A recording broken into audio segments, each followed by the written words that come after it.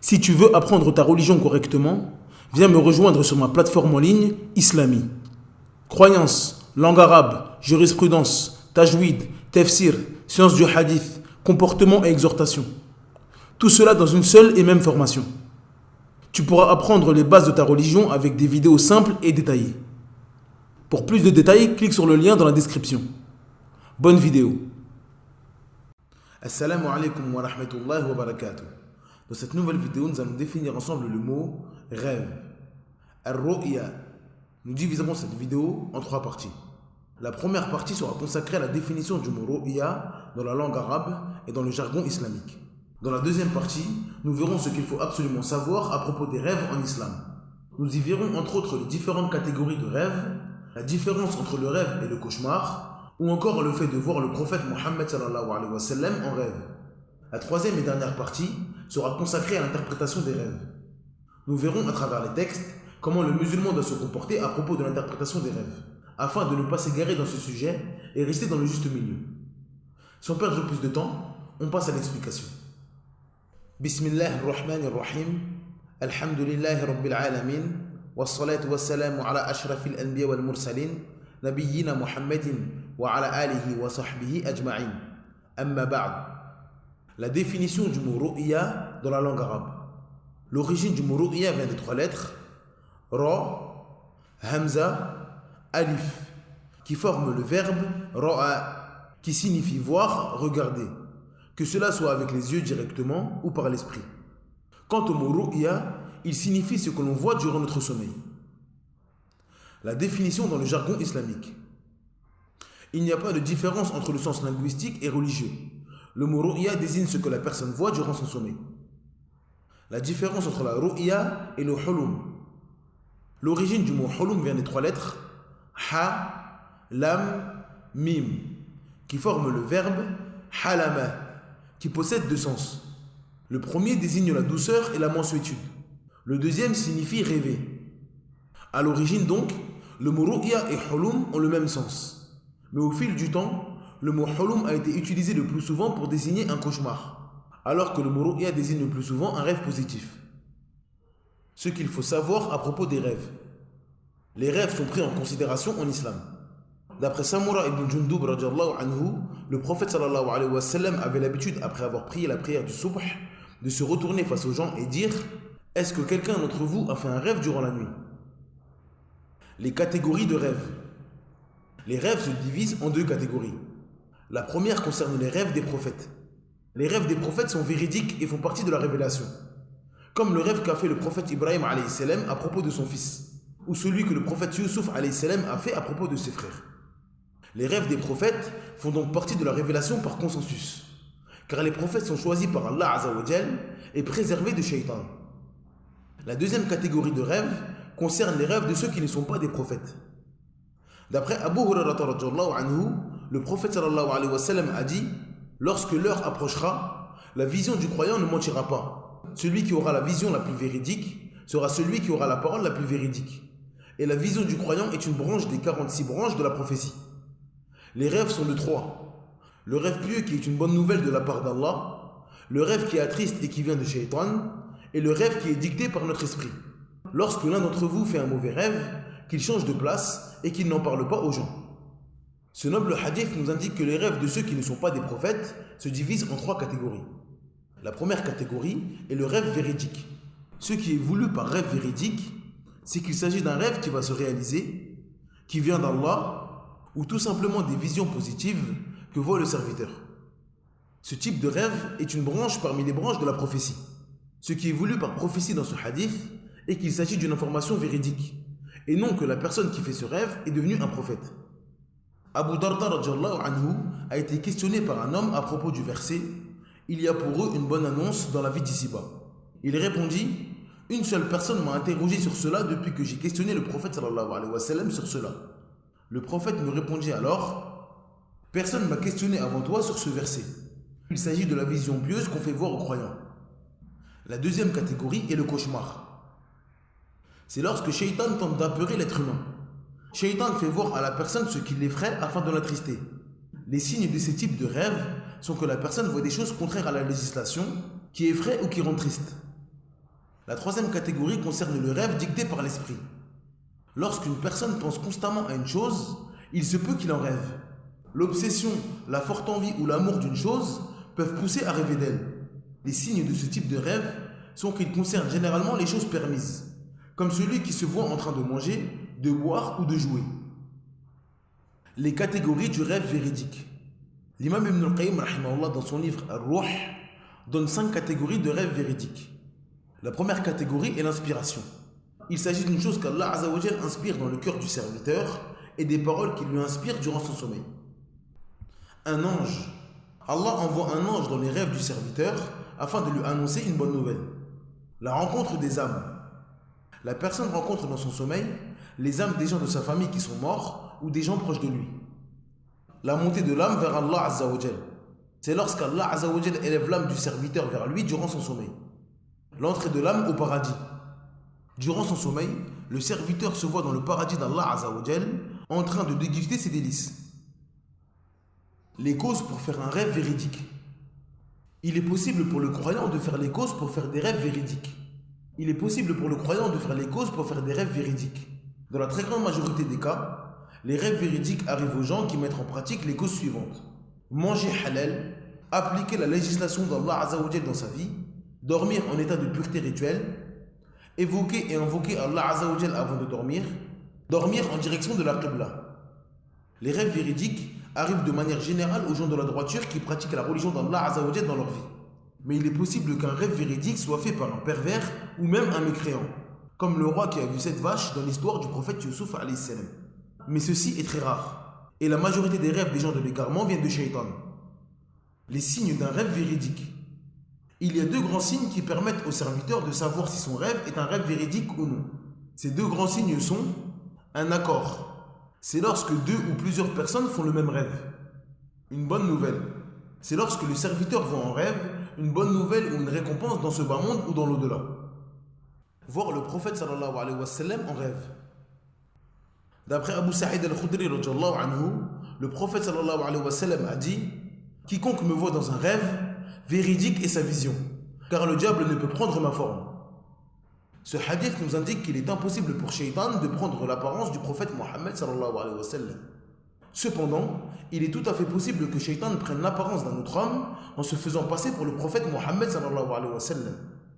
Beaucoup de gens se sont égarés en ayant une mauvaise compréhension de ce hadith. Ils voient en rêve un homme qui prétend être le prophète Mohammed sallallahu alayhi wa sallam.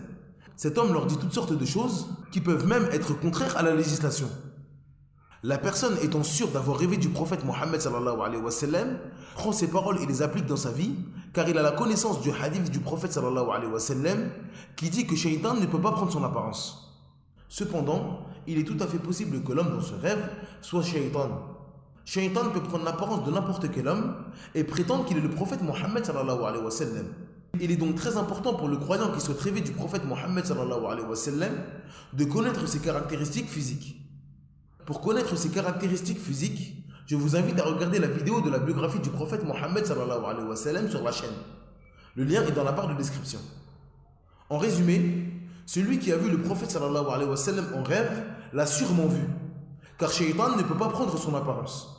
Cependant, il peut prendre l'apparence d'un autre homme pour égarer les musulmans en leur disant « fais ceci ou fais cela ». Si la personne ne ressemble pas à la description physique du prophète sallallahu alayhi wa sallam, alors il ne s'agit pas du prophète. Et si cette personne ordonne de faire des choses contraires à la religion, il ne s'agit également pas du prophète Mohammed sallallahu alayhi wa sallam. Le cauchemar. Le cauchemar vient de Shaitan. Il cherche à rendre triste et faire peur aux serviteurs à travers des mauvais rêves. Il s'amuse et joue avec l'être humain afin de l'égarer. Lorsque le serviteur fait un cauchemar à propos de lui ou un autre, il ne doit absolument pas le divulguer. Exemple, si je vois en rêve que mon ami quitte l'islam et arrête la prière, je ne dois pas lui dire. Autre exemple, si je vois dans mon sommeil que la femme de mon ami le trompe avec un autre homme, je ne dois pas lui dire. Il ne faut absolument pas prendre cela en considération et ne pas divulguer cela aux autres. D'après Jabir ibn Abdillah radiyallahu anhu, le prophète sallallahu alayhi wa sallam a dit « Si l'un d'entre vous fait un cauchemar, qu'il n'informe personne à propos des amusements de Shaitan durant la nuit. » Toujours d'après Jabir ibn Abdillah radiyallahu anhu, un homme est venu au prophète sallallahu alayhi wa sallam et a dit « J'ai fait un cauchemar où j'avais la tête coupée et mon corps la suivait. Le prophète le réprimanda violemment et lui dit: n'informe pas les gens des amusements que Shaitan a fait avec toi durant la nuit. Peut-on œuvrer avec les rêves? Concernant l'application et la mise en pratique des rêves, il y a 3 catégories. La première concerne les rêves des prophètes. Il est obligatoire de croire en la véracité des rêves des prophètes. Il est également obligatoire de croire qu'il s'agit de la révélation et qu'il faut œuvrer avec si cela nous est demandé. La deuxième catégorie concerne les rêves des compagnons approuvés par le prophète sallallahu alayhi wa sallam. Ces rêves font également partie de la législation, car ils ont eu l'approbation du prophète Mohammed sallallahu alayhi wa sallam et de la révélation. Il s'agit donc d'une branche de la sunna en islam. Il est donc obligatoire pour le musulman de croire à cette catégorie de rêves, de la suivre ou la mettre en pratique si cela est nécessaire. Les rêves des gens pieux après la mort du prophète. Il n'y a pas de haram ou de halal à tirer d'eux, pas de jugement religieux, pas d'ajout dans la religion, ni d'abrogation. L'interdiction de raconter un rêve que l'on n'a pas fait. D'après Ibn Umar radhiyallahu anhuma, le prophète sallallahu alayhi wa sallam a dit: celui qui invente une chose qu'il n'a pas vue ne verra rien le jour du jugement. D'après Ali ibn Abi Talib radhiyallahu anhu, le prophète sallallahu alayhi wa sallam a dit: celui qui ment à propos de son rêve sera châtié le jour du jugement. D'après Wa'athila ibn al-Asqa radhiyallahu anhu, le prophète sallallahu alayhi wa sallam a dit: la pire des inventions consiste à prétendre qu'une personne est son père alors qu'il ne l'est pas. Affirmer une chose que l'on n'a pas vue et dire du prophète ce qu'il n'a pas dit. Ces hadiths montrent la gravité d'inventer et de faire croire aux gens qu'on a vu quelque chose en rêve alors que cela est faux. Nous voyons beaucoup de gens sur internet dire qu'ils ont fait un rêve en racontant les détails. En réalité, ils n'ont jamais fait le rêve qu'ils racontent. Et si on leur demande s'ils ont réellement fait ce rêve, ils disent non. Mais ils s'argumentent de cela en disant que cette pratique sert de rappel et d'exhortation pour les gens. Il ne fait aucun doute que cette personne est dans un égarement évident et qu'elle a au-dessus d'elle une grande menace de la part du prophète sallallahu alayhi wa sallam. L'interprétation des rêves.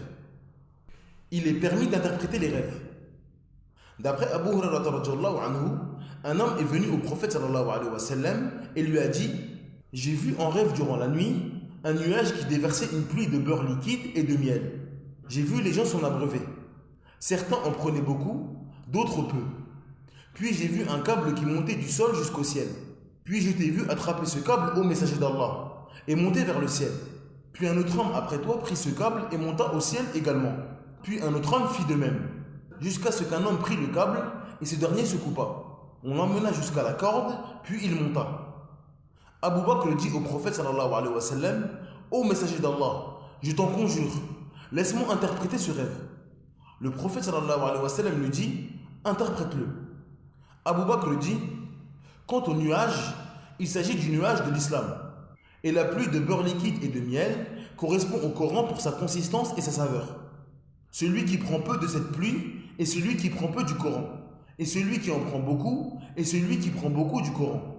Quant au câble qui monte de la terre jusqu'au ciel, il s'agit de la vérité sur laquelle tu es. Tu l'as attrapé et Allah t'a fait monter. Puis un homme l'attrape et monte également. Puis un autre l'attrape après lui et monte. Ensuite, un homme l'attrape et la corde se coupe. Puis on lui fait rejoindre la corde et il monte. Le prophète sallallahu alayhi wa sallam dit à Abu Bakr: tu as vu juste dans des choses et tu t'es trompé dans d'autres. Abu Bakr radhiyallahu anhu dit: je le jure, je souhaite que tu m'informes sur quoi je me suis trompé. Le prophète lui rétorqua: ne jure pas. Ce noble hadith montre qu'il est permis d'interpréter les rêves. Cependant, il montre également qu'il ne faut tirer aucun jugement religieux des rêves et qu'il ne faut pas prendre l'interprétation de quelqu'un comme une vérité absolue, même si elle vient d'un pieux. Dans ce hadith, Abu Bakr Siddiq, le plus savant de cette communauté après le prophète sallallahu alayhi wa sallam, a tenté d'interpréter un rêve. Le prophète sallallahu alayhi wa sallam, qui a la révélation venant d'Allah azza wa jalla, lui a dit qu'il avait vu juste dans des choses et qu'il s'était trompé dans d'autres. Cela montre qu'après la mort du prophète sallallahu alayhi wa sallam, il ne faut pas prendre l'interprétation des rêves comme une certitude et encore moins comme un outil pour donner des jugements religieux. L'imam al-Khattabi rahimahullah a dit à propos de ce hadith: Abu Ja'far al-Tahawi rapporte d'après certains salafs que l'erreur d'Abu Bakr concerne le beurre liquide et le miel. Abu Bakr a dit qu'il s'agissait du Coran pour sa consistance et sa saveur. Cependant, l'un des deux est le Coran et l'autre est la Sunna. Et Allah est le plus savant. Fin de citation. Les livres concernant l'interprétation des rêves. Cheikh Salih Al-Fawzan, Hafidahullah, a été questionné sur les livres qui interprètent les rêves. Il répondit: il n'y a pas de livre consacré aux rêves. L'interprétation des rêves n'a pas de livre sur lesquels la législation se repose. Certes, il y a des livres concernant cela, mais il n'y a pas de chaîne de transmission ni de source fiable concernant la véracité des paroles des imams qui ont été affiliés à ces interprétations, comme Ibn Sirin ou autres. Ces livres n'ont pas d'origine et on ne les prend pas en considération. Certes, certaines personnes peuvent interpréter les rêves et sont connaisseurs dans cela. Allah leur a donné une compréhension dans cela, mais le musulman ne passe pas son temps à chercher l'interprétation des rêves. Si le rêve est réjouissant, le croyant s'apaise et se réjouit de cela. Si le rêve est négatif, il demande protection à Allah contre Shaitan, crachote 3 fois, change de côté s'il souhaite continuer à dormir et n'en informe personne. Cela ne l'ignorera pas, Inch'Allah. Fin de citation. Cette vidéo est maintenant terminée. Merci de l'avoir suivie jusqu'à la fin. N'hésitez pas à télécharger le PDF de cette explication. Le lien est dans la barre de description. N'oubliez pas de vous abonner à la chaîne et d'activer la cloche de notification afin de ne rater aucune vidéo. En attendant, je vous dis Assalamu alaikum wa rahmatullahi wa barakatuh. Subhanakallahumma bihamdik. Ashhadu an la ilaha illa ant. Astaghfiruka wa atubu ilayk.